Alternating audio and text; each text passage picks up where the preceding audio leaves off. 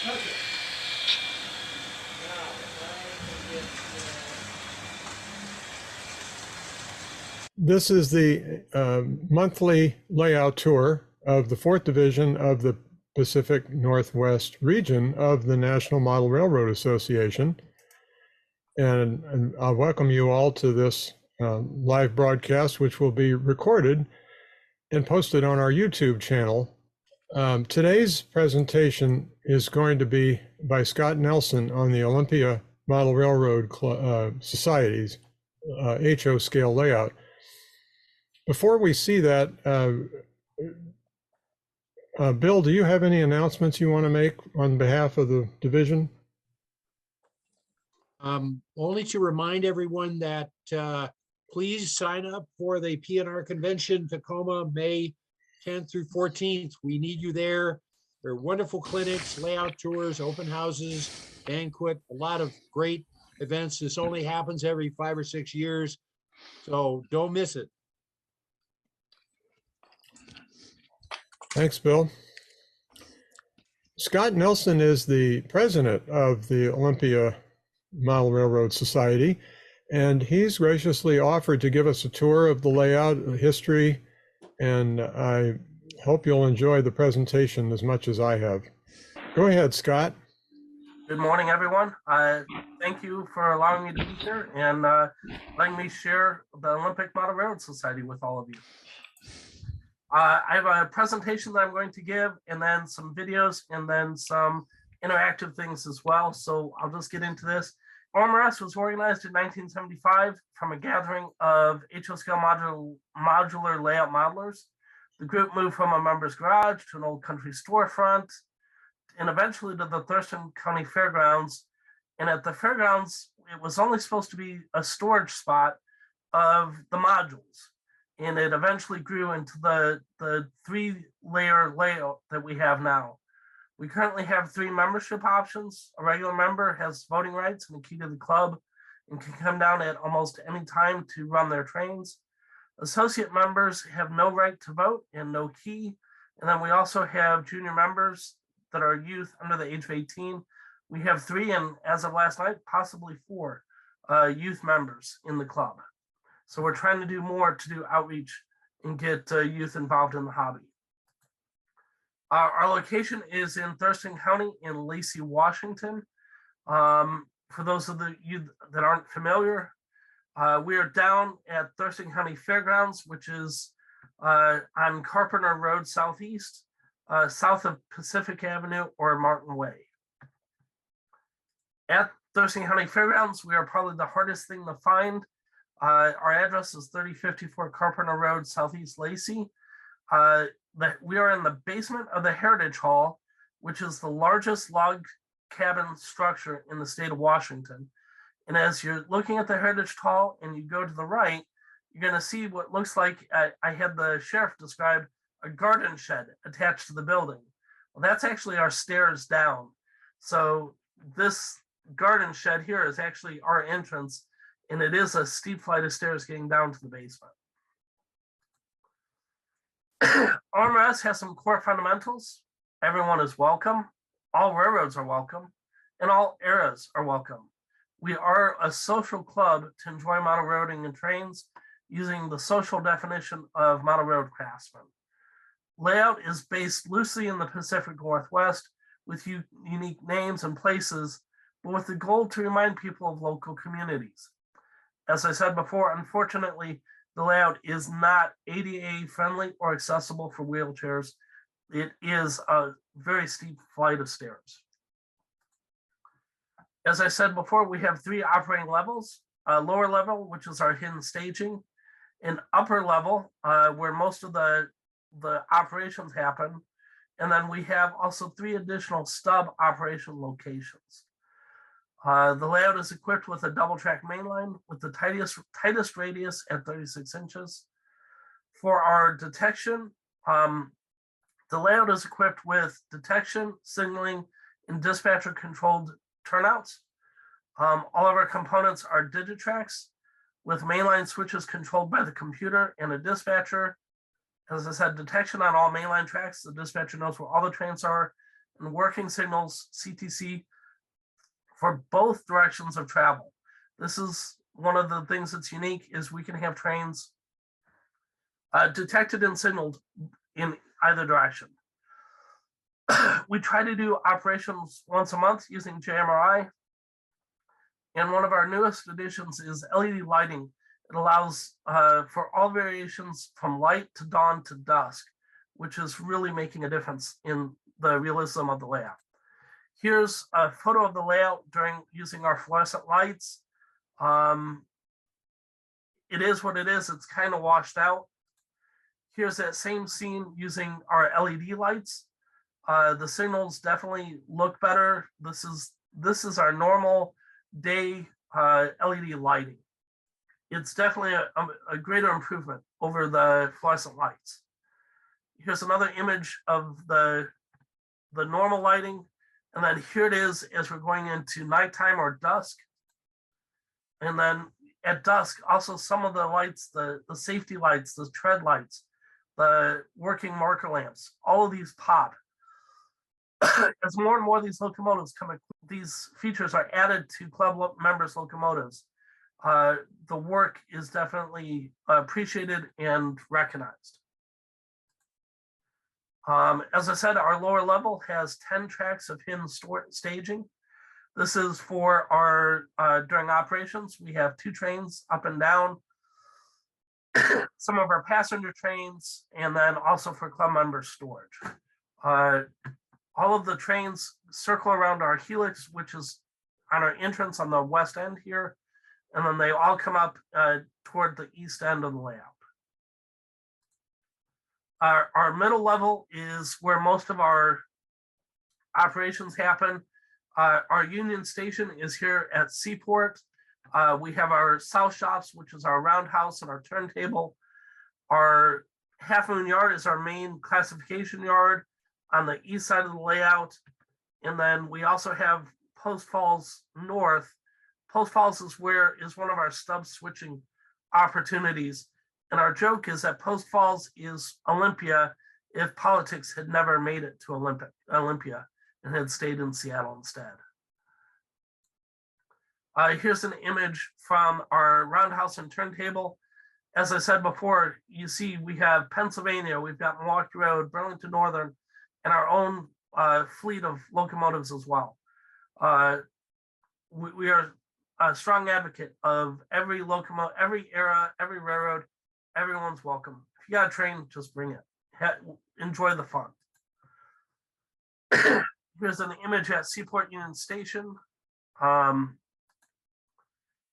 Here it is at DuPont Junction. And then here's Half Moon Yard. One of our things we have is one of our members was Roy E. Murphy. We renamed an industry named Remco, and it's a locomotive and freight car rebuilder. And so we've actually turned that into one of the industries on the layout by copying Paducah, Kentucky, and turning it, instead of just being a OMRS facility, now it's a privately owned facility. Half Moon Yard is predominantly a stub yard, which adds to the challenge of switching this yard. Here's 2 inches of Post Falls. Very tight switching, very complicated, lots of switching opportunities. In my opinion, it's one of my favorite places because you can go spend 4 hours there switching and you don't have any mainline trains, you have no timetable. Just go enjoy the switching and then be done for the day. Here's another image of Post Falls. These are all hand-laid tracks built by some of the club members. Just a great opportunity. Here is Hill City on our approach up. This is some of our most scenic area is on these hand-built trestles and a great photo spot. Mountain Home is what I consider our most challenging area to switch. I want to draw your attention. You're not missing anything. That is actually a mirror on the ceiling. And so the best way to operate this during operations is to be doing it backwards using the mirror and looking up. So it's definitely what I call the expert level, and that you're trying to do everything in reverse, watching what you're doing, and then trying to switch in there. Marvin's Bluff is named after one of our former members, and it's our alternate passenger facility with a small location to do switching. Anderson Grain is part of Anderson, and is our largest town in the on the layout. Anderson is supposedly a copy of Winlock, and so one of the things that is we have the giant egg right next to the train station, just like Winlock has as well. The club uses JMRI, the Java Model Road interface. I'm going to go into this a little bit more after this presentation and go through some of our logic and how we built this and how it functions. So I will get to that. JMRI is a free program that you can download off the internet. The computer then talks through, we're using a PR4 to talk to the layout, a Digitrax PR4. We're using an SE8C from Digitrax to drive our signals. Each one of these can drive, I think it's 16 signal heads off of every SE8C. The BDL 168 is what we're using to detect trains. It allows for detection of 4 sections of the layout at one time. We're using DS64s to throw the turnouts and communicate the turnout status. Now, one of the things I want to also draw attention to is the BDL creates an LS command, and you'll see that later on in this presentation, how the LS works to the system. And then the turnout is an LT command. So that's the difference. The SE8C also throws an LT command. So JMRI and Digitrax sees the SE8C, the lights, as just other turnouts. What you have to be careful is that the DS64 and the SE8Cs have unique ID numbers so that they don't conflict with each other.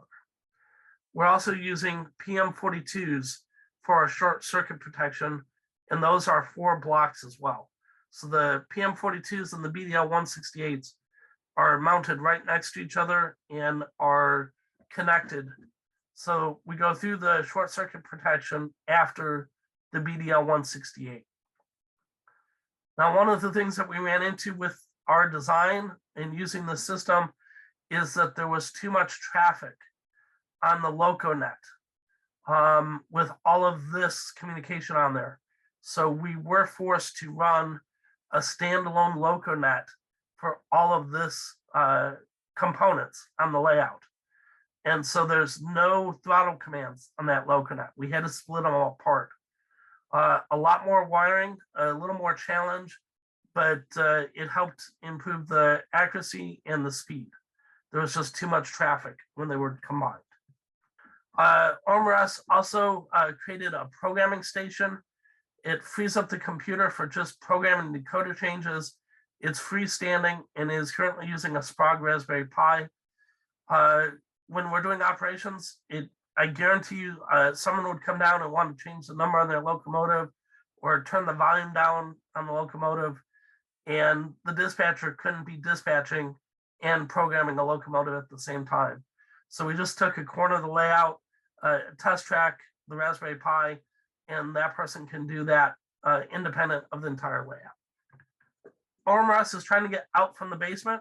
We are active in the following. We're developing a portable switching layout. We will not be at PLF this year, but our goal is to make PLF next year. We also participated in Scale Trains meet and greet last year. We frequently do auctions and sales of trains. We did a large estate sale in November. And we also accept donations from anyone of any scale. We find homes for the trains, no matter what. In just a minute, I'm going to show some video. The video was taken on board using a Hot Wheels camera car, an image here. I do want to stress that all junior members are kept away when filming to respect their privacy, and so I don't have to deal, or the club doesn't have to deal with press releases and parent signatures. Hot Wheels ran into an issues. As you're looking at this, it is very hard to tell that this is actually a camera and video recorder all in one car. That's what it looks like, and it's an interesting piece of technology. You can still find these on eBay, but I understand they're trying to get these off the market. They're just too well hidden. Okay, I'm going to go into the second part. I do want to open it up. Are there any questions? And then I've got two more parts to this presentation. I was going to say, I think it's wonderful that all trains are welcome, and the layout looks really impressive. It's really realistic looking, so good job. Thank you. So let's go into JMRI. Here's an example of literally our layout. We designed it to be more of a historic.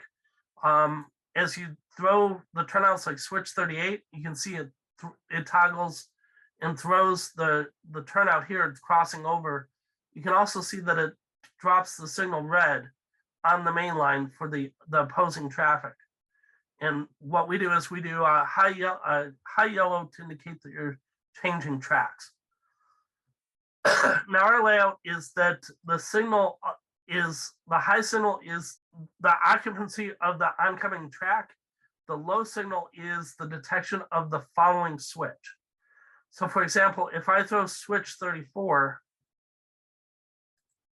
you're going to see that I have a low flashing yellow. So I've dropped a yellow in front of the engineer, letting him know he needs to slow down. And then the low yellow is telling him that switch is open and that he's going to be diverging onto a different track. And then when you clear the switch, you'll see you get a high green to show occupancy is still clear and that the switch to the main line is closed. Now, our detection is when a train is in the block, you'll see that the main line becomes red to tell the dispatcher the train is blocked. And then as you'll see that some of the signals will go yellow to tell the engineer approaching the block is occupied ahead and to slow down or to stop. We've done this.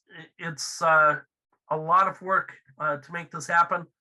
JMRI and Digitrax treat all of our signals as LT commands. So they're going to treat it as if it's a turnout, if it's a light or it's an actual physical turnout. So when you throw some of these turnouts, and I'll have to find these all, so when these get thrown or closed, it changes red or green. So on the SE8C, it's either red or green or yellow or flashing yellow. So you get, on the SE8C, you have the LT581 is either red, green, or lunar, which is flashing yellow, yellow. So what you can do is you can toggle it. Is this turnout open or closed? And each signal has two, 581 and 582. And while one is functioning, the other is not. So this is either toggled on or off, and then this is toggled on or off. And this drives the red, green of the signals and the flashing yellow or the straight yellow. And then our turnouts are intermingled with this as well. And so as we go through this, if I throw turnout 44, you can see it's thrown, closed, thrown, closed. So LT44 is tied into the same logic. And these are just our turnouts. So they treat them all the same.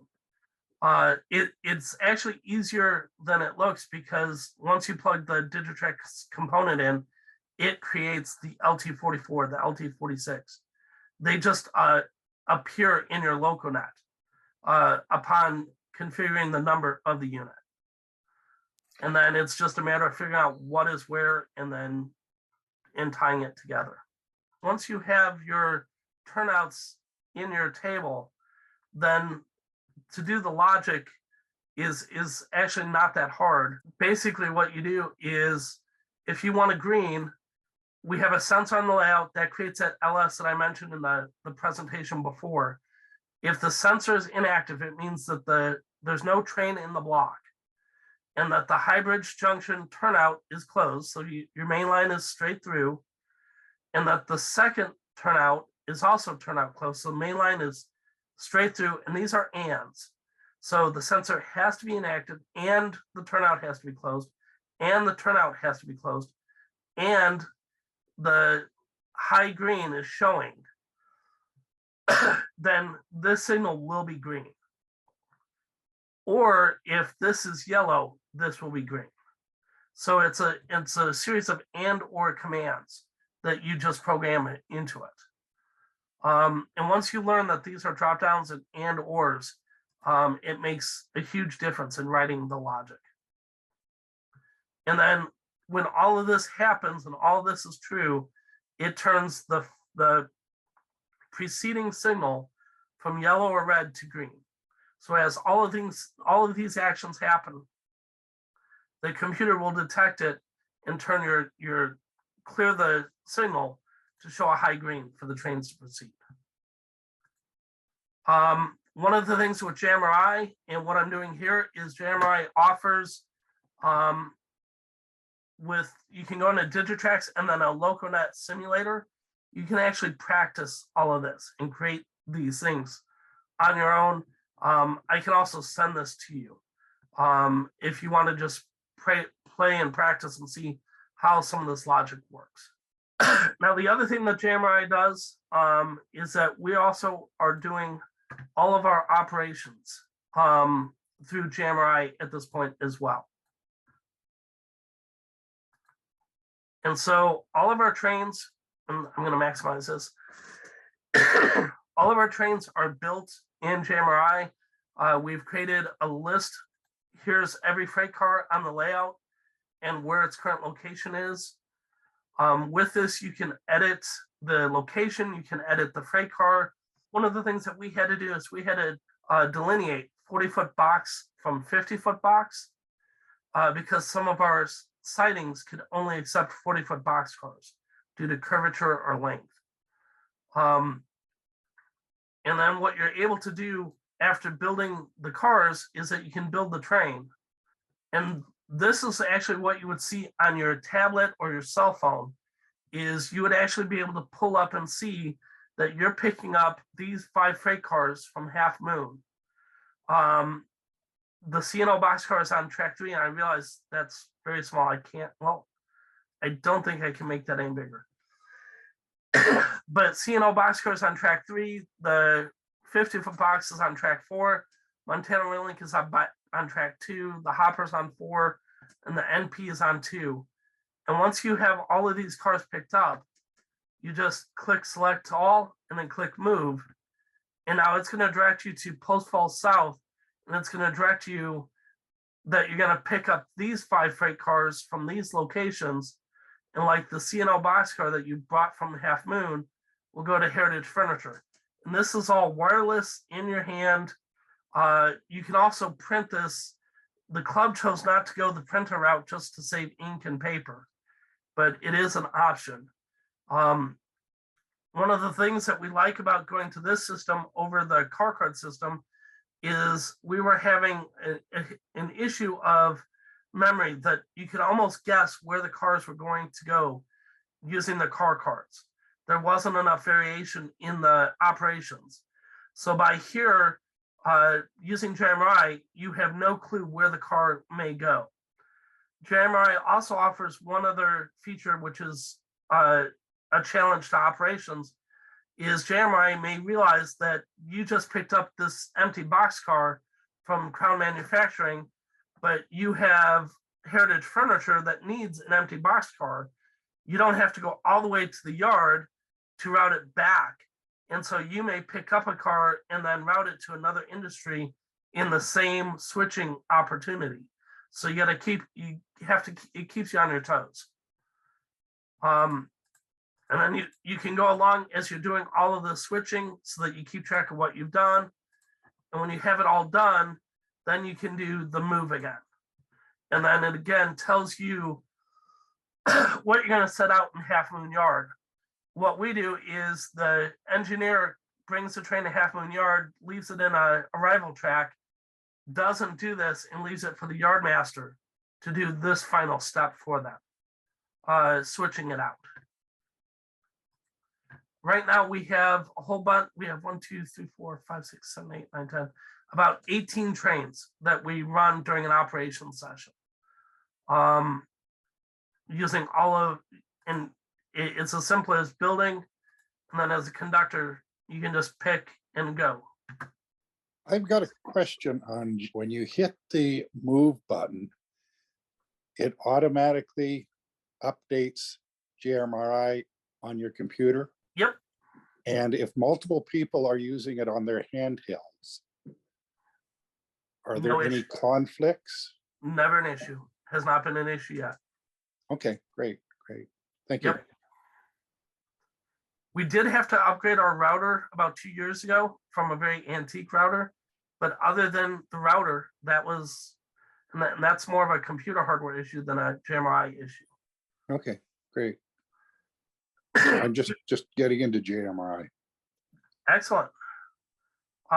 We also have had, I think, up to 9 or 10 users on their phone as a throttle and using this for operations, and have had no delays or conflicts. Were they using the throttle in JMRI, or were they using a different software for the throttle? On an Android, the software is Engine Driver, and on Apple, it has a different name. And the beauty of it is Engine Driver is free on the Android phone as well. So the operator is switching back and forth between the switch list program and the throttle program. Correct. So Yes. do you tend to run one-person crews or two? If we have enough people, we try to do 2-person crews. Now I don't have, we're just getting to it, but there's a new technology, and it's a Bluetooth gaming receiver. I'll get it to Burr when we get it on board, but you can actually run the train using this Bluetooth, and it just fits on your hand, and you can speed up, slow down, change directions, and then it will let the phone stay in the dispatcher mode. So you can do them both at the same exact time. And it's like $18 from Amazon. So we're really excited about this. And JMRI has no problem interacting with both of them at the same time. If you send me a link to that, I'll include it in the description of the video. I will get it to you, yes. With that being said, I'm going to take you back to the layout, and I've got some videos to share. So here we are on a ride along. This is a different video than I showed at the beginning. We're coming into the roundhouse and turntable are behind us. We're coming up to Union Station. It was supposed to be Tacoma, but our modeler was more of a fan of Minneapolis, so we ended up with Minneapolis Union Station instead of Tacoma. One of the things that has happened in our layout is that the passenger station is getting less traffic, so it's been turned into, some of those tracks have become freight traffic as well. You can see here the signals, high green. As we're going through the layout, this is, I'm blanking on it,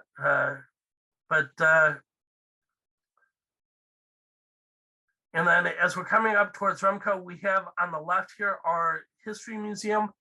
This is another industry that gives a reason for any train to be on the layout. They might be being delivered to the history museum, or maybe an excursion from the history museum out on the main line. This is our paper mill to the right. And then this is our oil refinery to the left here that we're coming around. And then this is our, as we come around, this is into Franklin Junction. And this is where you can get just into the helix. Here's a different image of Franklin Junction.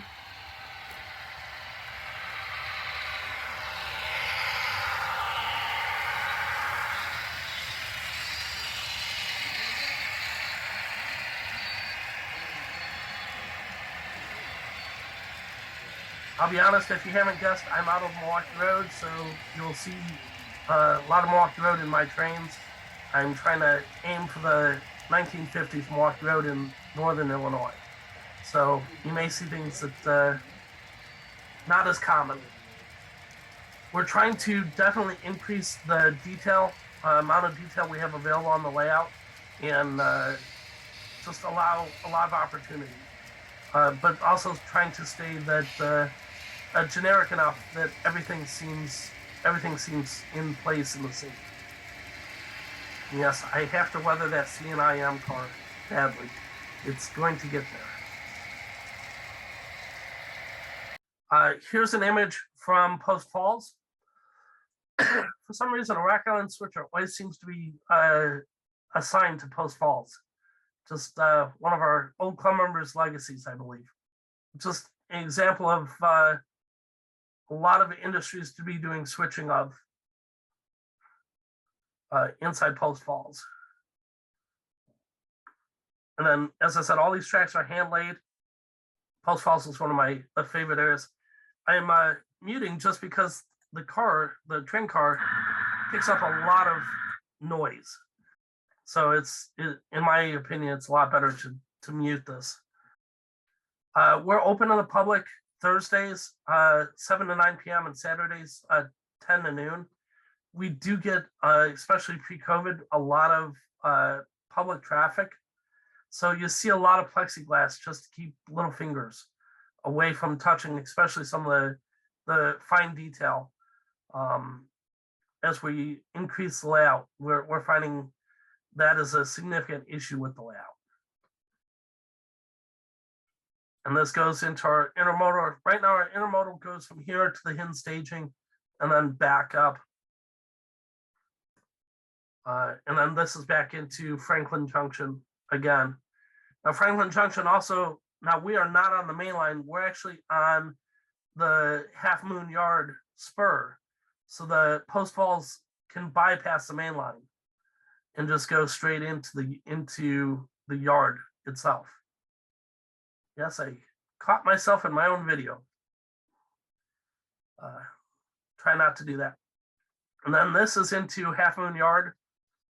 At this time, the yard's fairly empty. That'll change here in the next shift. This is the bottleneck during operations on the layout, is switching this yard. A lot of the trains are either delayed entering or exiting, just waiting for the traffic to get sorted out. And whoever's yard master has the patience of a saint, because it is a lot of work and it keeps you on your toes. So we're staying on the third main, again, staying off the main lines. Half Moon Yard has a dedicated track over to Anderson Grain as well to not tie up the main line. So is it fair to say that this third main is a switching lead for both ends of the main yard? Yes, absolutely. And you can see we've scenicked it with a different ballast just to show it's a lower priority. And then that's where it ties into the main and you'd go up the helix. One of our modelers named Jim Elder, this is the sounder train he built almost entirely by hand and then painted and scenic. It's a real treat to see this. That is one of our most scenic areas on the layout. This is a different perspective of that same image where we saw the sounder come out of the train, out of the helix. We're actually going to take this up a ride. We're actually going to go to Mountain Home using the camera car. I'll be honest, until we did this last month, we had never done this before. So Hill City, a lot of club members love it. It's a lot of interesting switching, a lot of log cars, chips, lumber, but it also has a lot of grades. So it's definitely a challenge on your locomotives. It's not uncommon for the trains to stall and need to get helper service. It's also one of our most forgotten areas that needs scenery. Layouts are never done. That's one of those that we need to get to one of these days. But the sounder was coming out under this bridge that we're about to go over. So this is a different perspective. And again, this is using that Hot Wheels camera car. And then that steam engine on the bridge, here's that bridge. Now you're going over the bridge. just for some context of it. While we're traveling here, I do want to say we're open to the Thurston County Fairgrounds, Thurston County Fair every summer. We're actually contractually required to be open. The fair is almost guaranteed to be 100 degrees, 90 degrees, hot and miserable, and we're the coldest place on the layout, being underground. Let's follow this around. That over in the corner, you can see the dispatchers.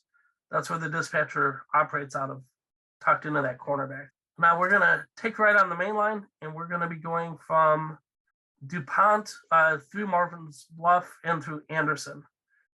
So the last video was up on the track on the hillside above us. Now we're down below. The grade is so hard that the freight cars would roll down, but we actually now developed something in the layout to pop up and hold the cars in place. This is an early, older view of Anderson. The other one was much better with the new footbridge over the tracks. Anderson is one of those places where we're never really satisfied with it, and we have a long ways to go. And then this is our trip to Mountain Home. This is the one where I mentioned before we have to use the bridge. You can see the high signal has gone yellow, and you're also going to see, it's hard to see, but the lower signal has also gone yellow. So it's telling you that you need to slow down and that you're switching at the far switch. So this would be considered the near switch here. So that is still clear. That's why it stayed red. But this is the far switch. And so we're showing a yellow there. So the engineer knows which switch is zoned against him. This is another one. We never see the hole in the scenery until you do something like this. And then it's glaring, the hole in the scenery. But I guarantee you, anyone that's visited the layout never knew that was there. But we will be fixing it. This is one of our, even with the fluorescent lights, it's one of our areas in the most shade. And then it goes to a dead end portal. That's as far as the track goes. And this is your stub switch for switching everything. And then this is another one of Jim Elder's.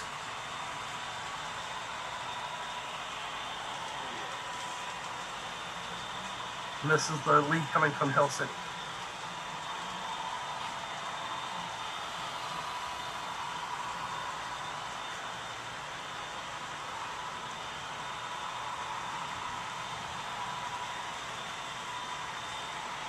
Okay, I want to open the floor. Does anyone have any questions?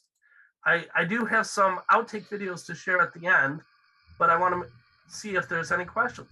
Yeah, thanks. John put in the chat, do you have a person year estimate for how much time goes into hardware, track, and scenery versus JMRI programming?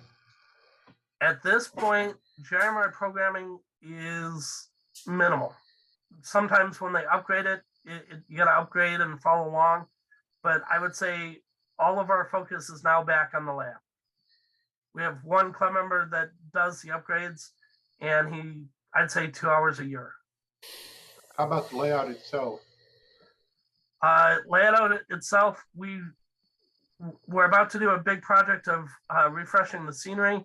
So it's going to be 50-50 between running trains and scenery and upgrading.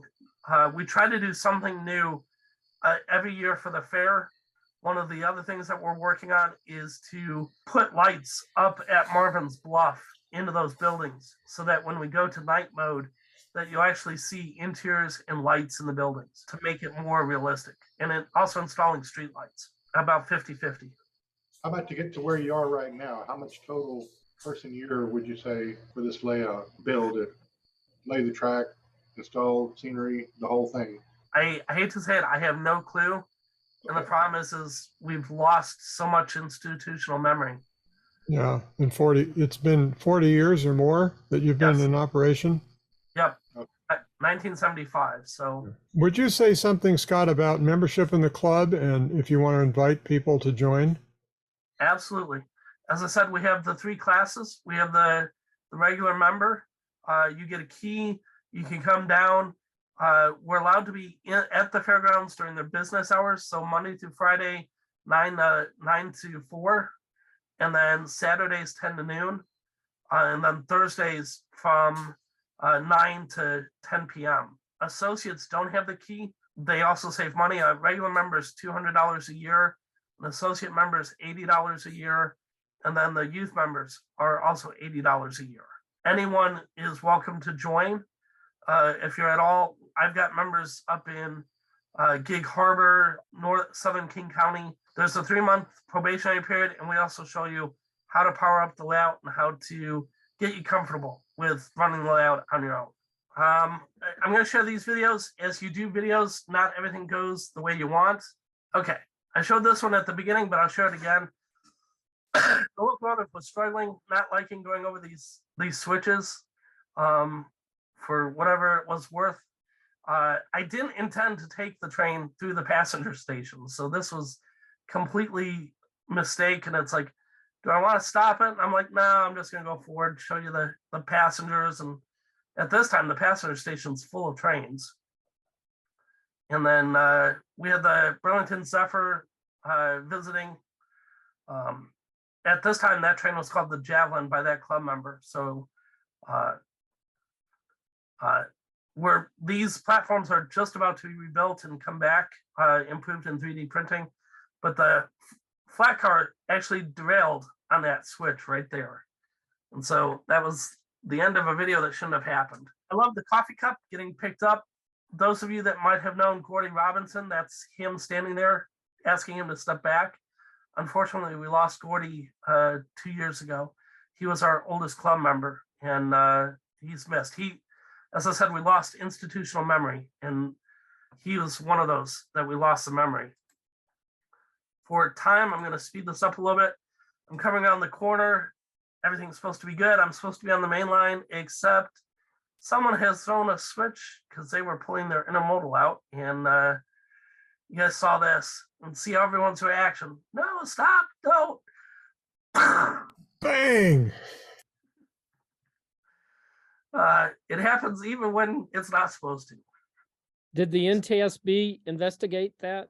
Oh, yes. And drug tests were performed on all engineers and crew. So let's see. I think this should be a regular feature of these second Saturdays. We end with outtakes. Also want to draw your attention, I don't have the unit on point, so the helix is very dark. Things that you don't know until you watch the video on a screen afterwards, that your locomotive has to provide light. 2020 hindsight. And traveling at a pretty good clip, and yes, this could make you dizzy. Feel like you're on a roller coaster yet in the dark?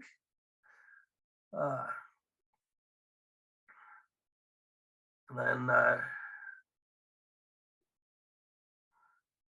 and it picks the switch and just picks the switch. That's not how you're supposed to be seeing the layout.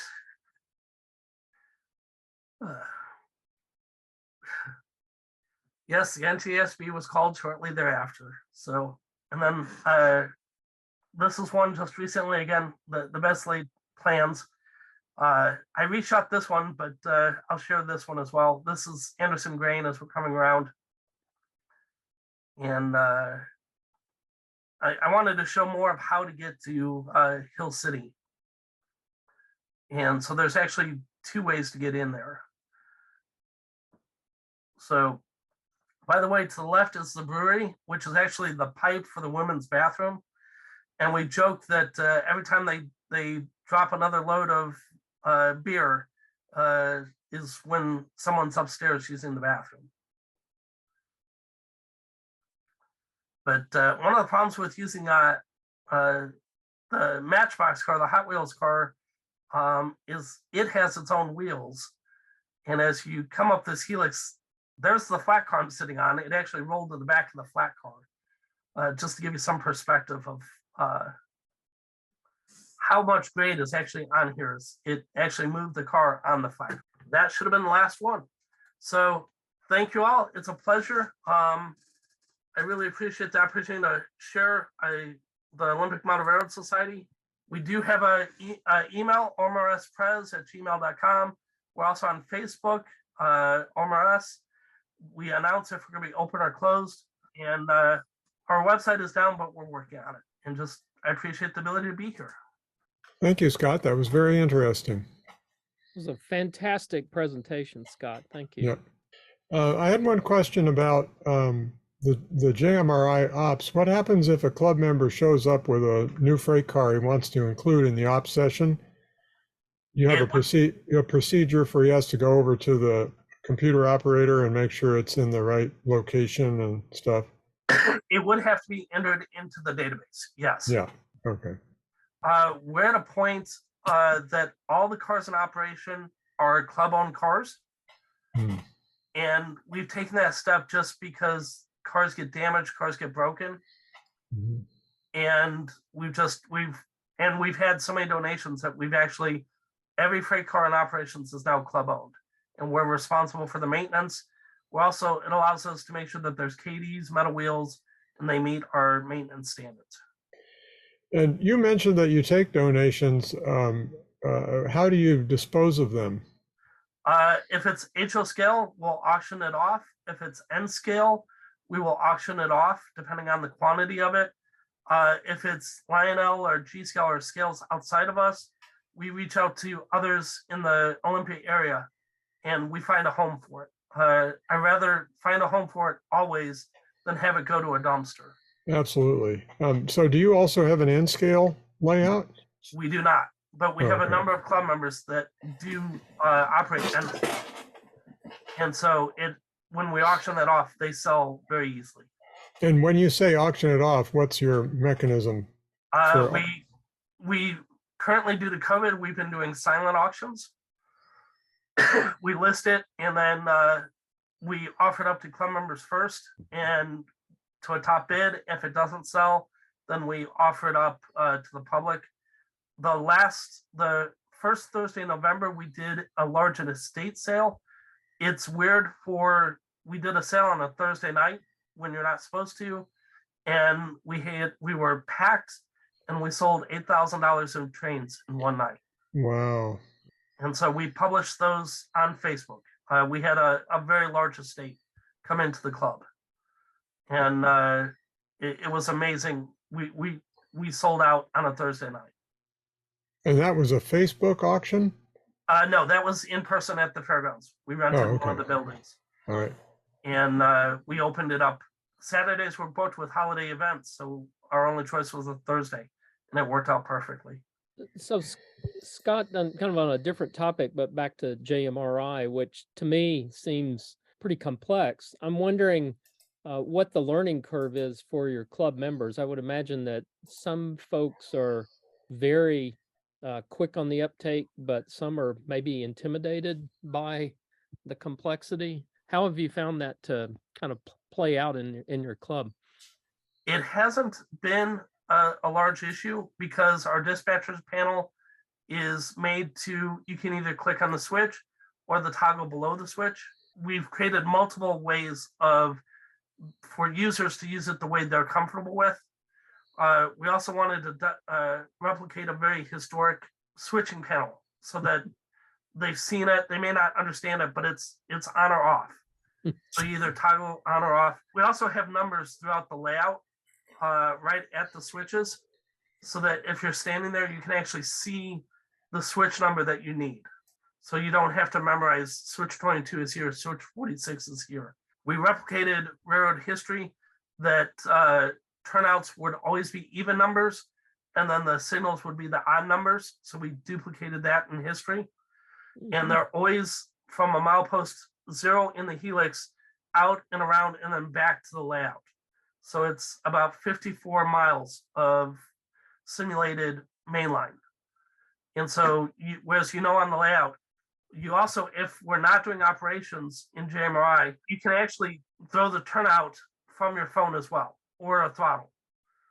So you don't have to walk over to the computer panel. You can actually stand right there, see it, toggle it, and throw the switch for yourself. Nice, thank you. I want to share this. I invite you to come down. Look at our Facebook page. It tells when we're open. Any of you, welcome. Come on down Saturday, Thursday. Reach out to me. I can make arrangements as well. Take an opportunity, and if you come and you're HO, bring something to run. You don't have to be a member to come put something on the main line. And it's great to see a long train pulling the freight. Again, thank you for letting me be here. Thank you for being here. That pretty much concludes today's presentation. Thank you all for attending. I'll turn it over to Lee to address our next month's meeting. Thank you, Burb. Next month, for our layout tour, we're going to have John Bentz from Whidbey Island, and his layout is Rio Como. It is an ON30 layout set in the 1940s in the central Colorado Rockies. So watch for an announcement in the grab iron. And if you want to see a preview, you can go to the Northwest Narrow Gauge website, which is still up. He had an open house during that event, and so you can still see some photos of his layout, but should be a good presentation. And that will be on February 11th. That's right. Thank you.